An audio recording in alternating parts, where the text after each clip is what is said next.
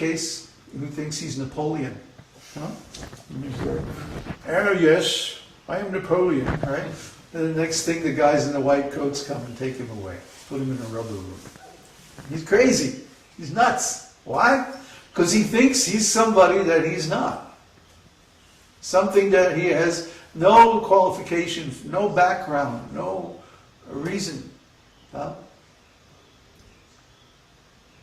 There's so many examples of people who think that they're somebody they're not. Well, guess what? Everybody thinks they're somebody that they're not.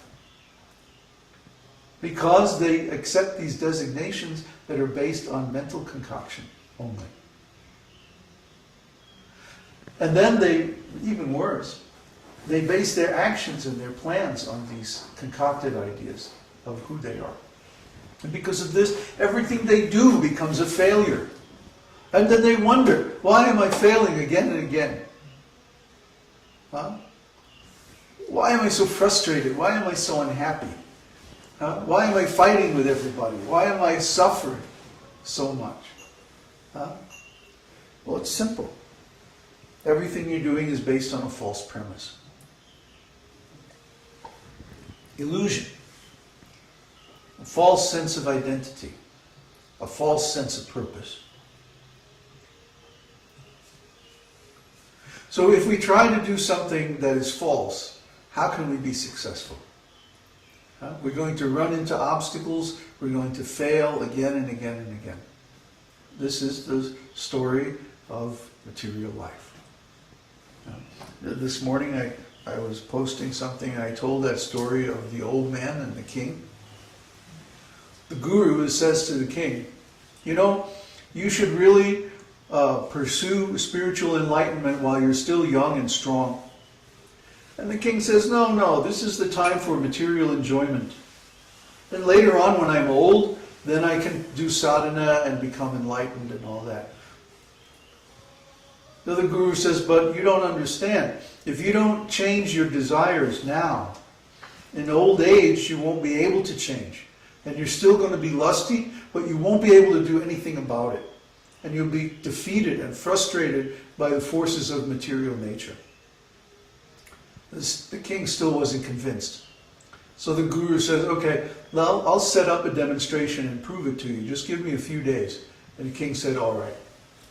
So a few days later, the guru came back to the king. And he said, okay, I'm ready. I want to show you something. So he took the king into a room. And here was an old man, a prominent citizen in the kingdom. He's on his deathbed. He's going to die in a few days. So the king and the guru come in the room and they stand on one side of his bed. And he's talking back and forth with the king. And after a few minutes, the guru whispers in the king's ear, now watch. Watch very carefully. And just then, the princess, the king's daughter, comes in the other side of the room and stands on the other side of the bed. And the old man is talking with the king. Right? But as soon as the young girl comes in the room, all his attention goes over there. He can't help himself. Why?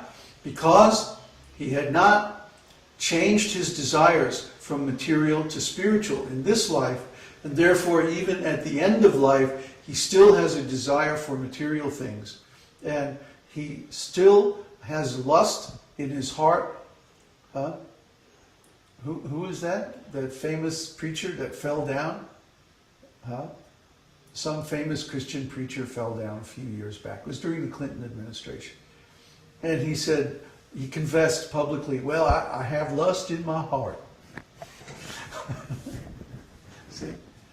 One can be a big preacher, one can be a big sannyasi, one can be a big religious figure in the eyes of the world. But if he hasn't removed the seed of lust from his heart, then as soon as the objects of the senses present themselves, make an opportunity, he'll fall down. Prabhupada made the example one time that you can take a dog and put a crown on his head and dress him up in nice silk robes and put him on a golden throne.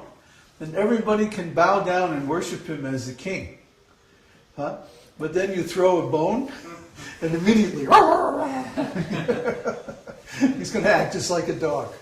You can't change his nature, because he doesn't know how. But we know how. We have the method, by chanting the holy name. Krishna uses the word here. ātmany evātmanā tuṣṭaḥ. Sthita-prajñas. Sthita-prajñas. He's situated in knowledge. Sthita-prajñas. Okay? So one who is situated in knowledge, transcendental knowledge, not ordinary knowledge. No.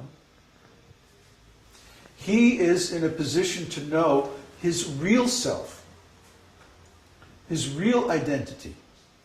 And what is that real identity? I am a servant of Krishna. I am a servant of God. I'm not this body. I'm not this mind either. These are just temporary vehicles, tools for interfacing with the material world, the material elements.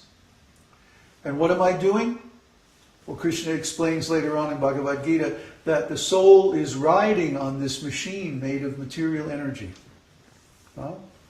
We're riding on this machine, the material body. And the material body has both gross and subtle components. The body of flesh and bones and muscles and so on, this is the gross part. But then the mind, the intelligence, and the false ego, this is the subtle part. If we have knowledge, if we have real transcendental knowledge, if we're sthita-prajñas, we're situated in knowledge, then we know that none of this body is ourself. Not the gross part nor the subtle part either. That only pure consciousness is the symptom of the soul. And this consciousness is not subject to any material coloring. If we only focus our consciousness on the material senses and their objects, then the consciousness becomes covered by material qualities. Just like if we take a mirror and we use the mirror to reflect something dark and ugly, then the mirror also becomes dark and ugly.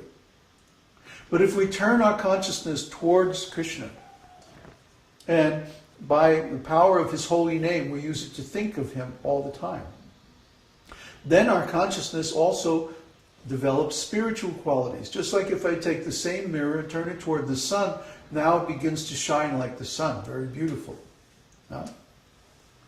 So we can understand then that consciousness is neutral. Actually, consciousness is transcendental. And when consciousness is fixed on an object of the same transcendental quality, which can be our own self, our own consciousness, or the Paramatma, the presence of the Lord within the heart, or the Supreme Personality of Godhead, Bhagavan, the same Bhagavan who is speaking here, is accessible to us through this transcendental knowledge. And by hearing this transcendental knowledge from Bhagavad-gītā and from someone who knows Bhagavad-gītā, then we can understand the real situation of the soul. We can understand our real identity, our eternal identity, permanent, without any relation to this body. Just like if I say the soul and the personality of Godhead are eternal. That's an absolute truth. That's always true. No qualifications, no conditions. Absolute. So similarly, if I say, I am a servant of Krishna, that's always true. There's never any time when it's not true. So that is real ego, that is real identity. That is sthita-prajñas, that's being situated in knowledge. If we think like that, if we think from that sense of identity, and then begin to make our plans with our intelligence and our mind based on that idea that I am the servant of Krishna, That is Krishna consciousness.